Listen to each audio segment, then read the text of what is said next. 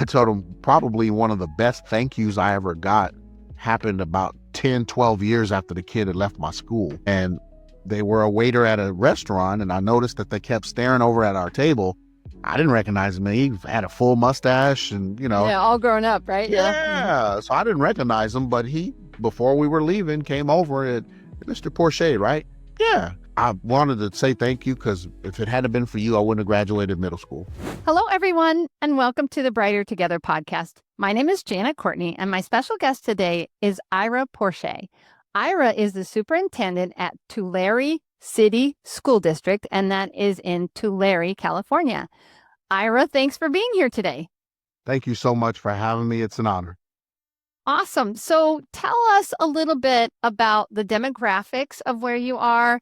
And then I know you had some very specific things we wanted to touch on, so we can go from there. Sure. We are low social economic status, mainly. We're free and reduced lunch for most of our babies, if not all. We have a great close-knit community. We're a little big city. And we have probably one of the larger Latino communities. We are about 85% Hispanic Latino. And, our other demographics are a smaller piece, but still very close-knit farming community, and just a wonderful place to raise a family and to be. Awesome. So about how many kids do you guys have in your school district? So we teeter back and forth. We're just below 9,200 students. Oh, that's not a small school district. You're not tiny. I said little big I've city. talked to 400 and 200, and that's not that small. But when you look at California, LA, I get it. I get it. I totally get yes, it. we're very tiny compared to them. Yes. But yeah, we teeter back and forth, and that's a transitional kindergarten through 8th grade district. And we have about 1,500 employees. And again, a lot of close-knit folks that either grew up here or near here and just love the community. Awesome. Awesome. So tell me some of the great things and some of the challenges that you see in education right now. The great thing I could definitely say is it's a tale of two cities. It's always a great time to be in education because everything is driven by education. From our socioeconomic status on down to just connecting to the community. We are trying to build a growth mindset with not only in our actual school district, but in the community at large, to just keep learning. Our motto is raising up caring, confident, and creative children. We want to partner alongside the parents with that and let our parents know, when you drop your babies off, they're our babies. And when you pick them up, they're your babies, but we continue to worry about them and love them because they're all of our babies. Right. And so that is probably the best part about education right now, is just being able to love on our students and our community and make sure that we stay close knit. The challenges are, post-pandemic, things changed a little. I wouldn't say people changed so much, is because people are going to be people no matter what. But I would definitely say some of the things that have happened after the pandemic, such as attendance and just behaviors for some, that's changed a little. And it's not all the pandemic. I I tease everybody and I call COVID my Uncle COVID. He's like that uncle that shows up at all the gatherings that you really don't want there, And so, but I would definitely say the age range of our babies coming to us has changed. We used to only have to worry about 5 and 6-year-olds coming because of kindergarten. But as we go down and, we get into the TK land and then we're into the preschool land, we were joking the other day. We were like, hey, we might have to partner with the hospital and take these guys right out the incubator and bring them on in because, we're getting them younger and younger. Uh-huh. But the good part about it is with those students coming younger and younger, we also have educators who are fresh out and ready to take on the challenge of getting those babies ready for school. So Yeah. again, that's a challenge, but a challenge well accepted. Right. Right. Yeah. Yeah. And you're not the first person that's told me that the pandemic really made it difficult for kids to be ready for Right. school. But it sounds like you guys have embraced that challenge, and that's an amazing thing. It's amazing things. So what would you say are some of the things that you guys are doing that kind of sets you apart? From other districts or just What's something that makes Tulare City School District stand out? well, one of the things I believe that has always set us apart, and this is my 28th year in the district. There at that school? Uh-huh. In Oh, the school district. I the school I went to district. school here, and Wow. then graduated, went to college, came back, got a great opportunity from my former principal who used to be the superintendent of personnel, assistant super personnel. And, he chance encounter with him and my mom in a grocery store, and him asking, "Hey, what is your son doing these days?" And when she told him, he was like, "Man, get him back here. Oh, Let's have him teach in the community that raised him." And we've kind of stuck with that motto. We don't mind fresh new faces and ideas, but we love it, absolutely love it when our homegrown students come back mm-hmm. and pour into the community. And I think that helps to set us apart from other districts because I think we I think it lends to more buy-in when you have someone who grew up. You're connected to the families. I was teasing with some gentlemen that were superintendents, and when I had told them I grew up here, it makes it really easy when you have a disgruntled parent and they want to come and meet with you, and then when they walk in and see your face, and they're like, "Oh, it's you." And I'm like, Yeah, "Yeah, get in here. Let's talk." yeah. We remember each other from high school or middle school. So Yeah. it makes it just wonderful because that trust is already there. Mm-hmm. They've seen me grow up. They've seen our teachers grow up. They remember them from school and they know that they can trust that their babies are going to be taken well care of. So Yeah. I think that helps set us aside. That makes us unique and special that we try to build like that. So how long have you been the superintendent? This is my second year as a superintendent. So 28 years ago, I started out as a fourth grade teacher. And to be honest, I had no plans on going into administration. I had teased my wife because she was like, "Let's go get our admin credentials." And I'm like, "No, I'm on the 4 for 40 plan." And she was like, "4 for 40." I said, "I'm gonna teach fourth grade for 40 years 40 years. and then right off into the sunset," right? Because Yeah, I yeah. loved my fourth graders. But had some individuals who really believed in me. And, the question was posed, do you want to have a positive effect on just 35 students, or would you rather have a positive effect on 9,000? So it's like, oh, now since you Yeah. put it that way.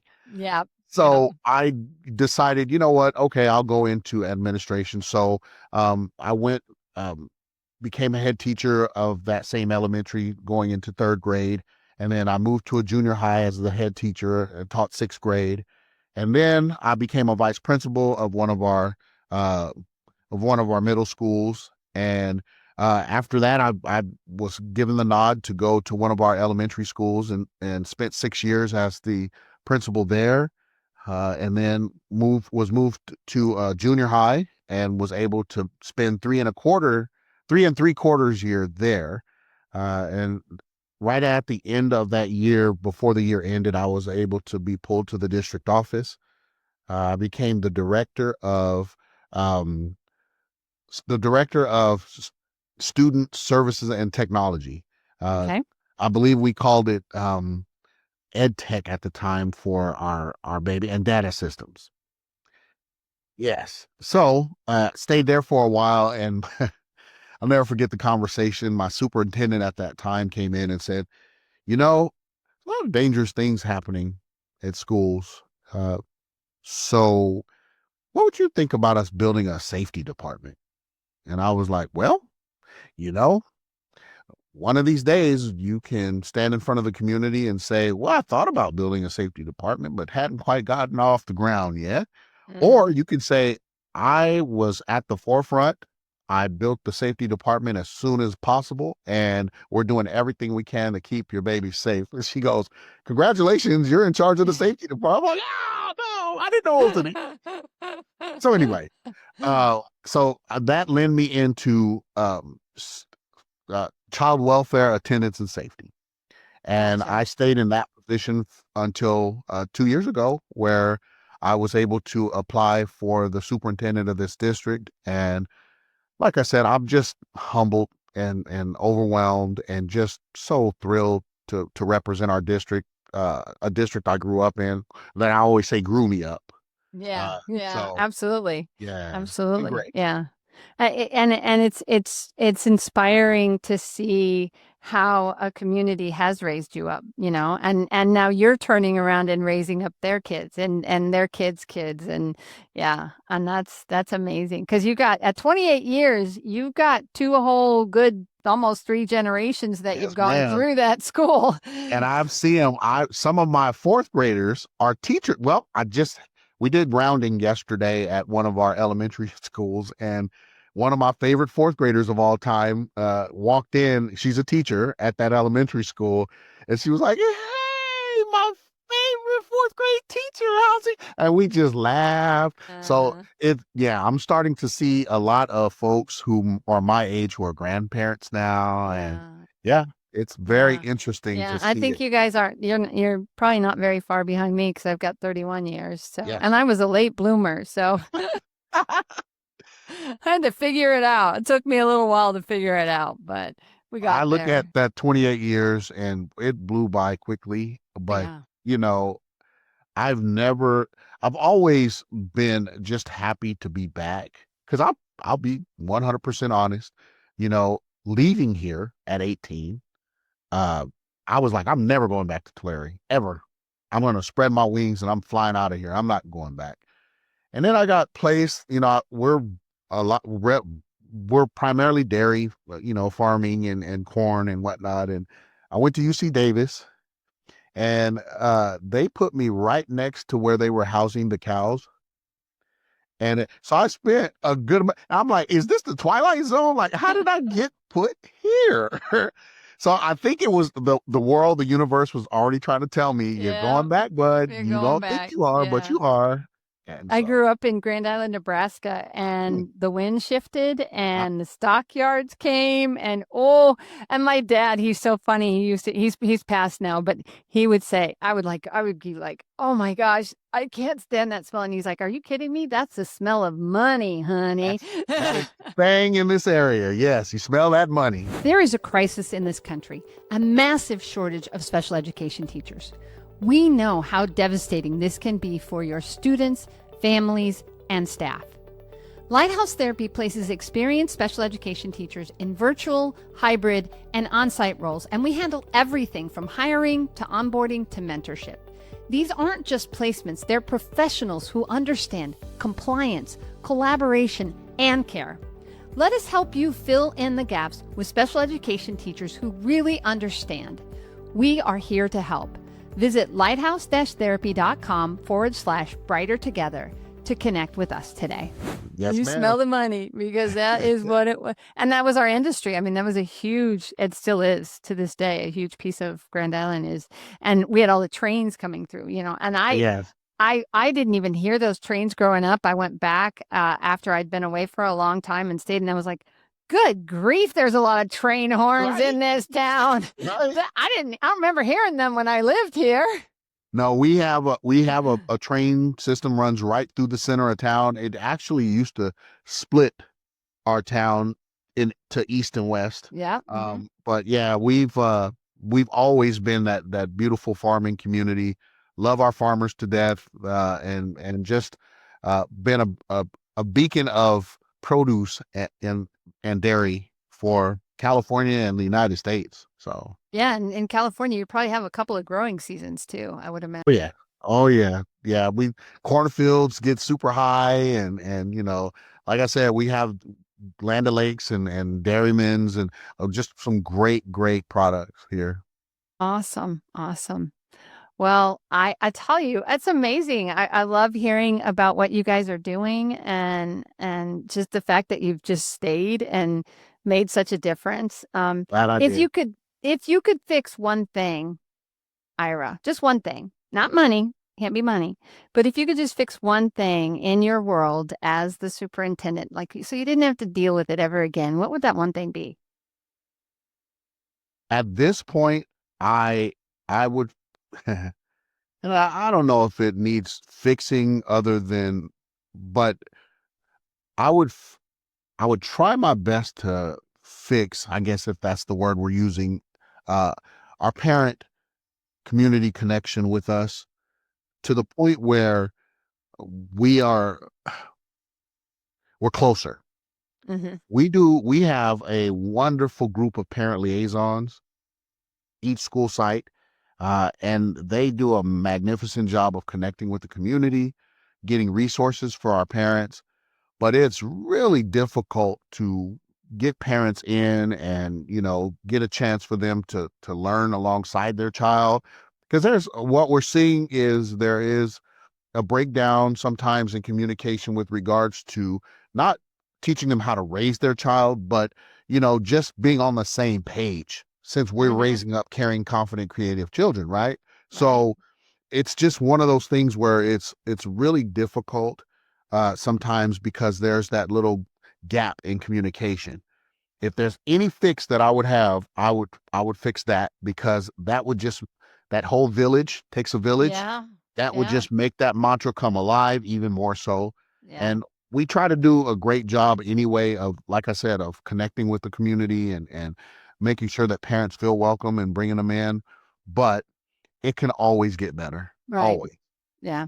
I love that. And I love that question because it really goes to the heart of what you care about and you care about your community and you care about your kids and you want what's best for them and that's fantastic. Absolutely fantastic. Well, you are making a difference and that matters. That I hope matters. so. I told Yeah. a new group of teachers just at the beginning of this year, you know, uh, this is a very, very rewarding career that you're starting. Um, but just remember, the thank yous and the pats on the back don't come like you think they are. Um, I told them probably one of the best thank yous I ever got happened about 10, 12 years after the kid had left my school. And they were a waiter at a restaurant, and I noticed that they kept staring over at our table. I didn't recognize him. He had a full mustache, and Yeah, all grown up, right? Yeah. Hmm. yeah. So I didn't recognize him, but he, before we were leaving, came over and, Mr. Porche, right? Yeah. I wanted to say thank you, because if it hadn't been for you, I wouldn't have graduated middle school. And I'm like, I don't remember you being that bad. Like, and then he was like, no, you motivated me to, and so my biggest thing was, okay, that's where the pats on the back come in. Uh, you see the fruits of your labor Yeah. later.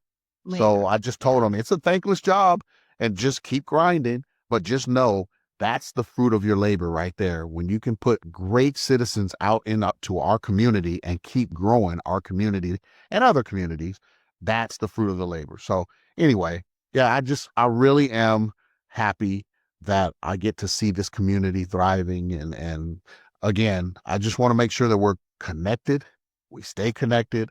We have our three core values that were created by our teacher representatives about 3 years ago, and I love them. We have relationship building, service, and integrity. Mm. And those three are something that I try to point to every time I'm talking to anyone in our district and out. And so service, and I told my assistant super personnel last year, and he was like, never thought of it like that. I said, well, those three can be very daunting and big if you just look at them on the broader scale. So, but if we just took one and we focused on one to start, I guarantee you the others would kind of fall in line. Yeah, And he was they like, come well, what along do you with it. mean? And I said, well, if you look at service, if we just focus on service and making sure we serve our community, our relationships are going to build. Right. And then our integrity will never be in question. I said, so if we can just start there. And he was like, yeah, let's do that. Yeah. So yeah, it's been great. Yeah. And that's it. You line it up and you love them up and you keep doing it every day and you are changing the world. Change the world. Absolutely. One Yeah. child at a time. One child at a time. Amen. Right there. Amen. I love that. Well, where, Ira, do people come to learn more about Tulare City Schools? We have an amazing Chamber of Commerce. Um, if you're looking for Tulare City Schools in general, you can always come to our district office. We have pamphlets, but I am happy to say we hired an amazing media specialist, and she is actually working on Tulare City Schools' first ever informational magazine. Yes, that talks about our departments. It talks about our teachers. It talks about our students and from anywhere from custodial and nutrition all the way up to our district office personnel. And so we're going to try and have that done by the summer so that we can start putting that in our local businesses. Nice. And that way they can learn about Tulare City Schools. But, if you are a member of any service clubs, uh, Greater Kiwanis of Tulare, or if you're a Rotarian or any service club, we try to get out to our service clubs every year so that we can give them updates on how things are going in the district and what projects we're working on. So that's another great way for folks to learn a little bit about our district. And then, of course, if you're a parent, we always encourage them to get involved in our district advisory committee or get involved at the PTO level, just any level that they can get involved in. Just volunteer. We'll take it. Mm-hmm. Yeah. Yeah. And you guys have a website? I'm assuming you have a website. Yes, ma'am. Yeah. TCSDK8.org. Nice. Okay. So you can learn a Beautiful. little bit about that too.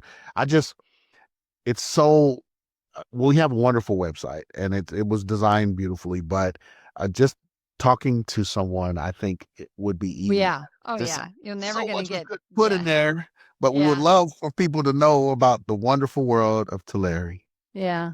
Well, and your passion shows absolutely 1000%. So keep up the good work. Keep up the Thank good you. work, Ira. Yeah. And, um, you know, you came on Brighter Together and your countenance and the love that you have for your community, it brightens my day. So, because we're truly brighter together. And I just love seeing that. And I know your community and your school is blessed by your passion. And I'm sure that spills over into your leadership. So, keep it up.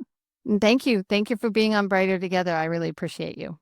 It was an honor. Thank you for having me. And again, I just appreciate, I got a chance to look into a little bit about what you guys do. And yeah, you guys do some amazing things as well. And so Thanks. just glad to be a part of that and to talk to you today. So thank you. Absolutely.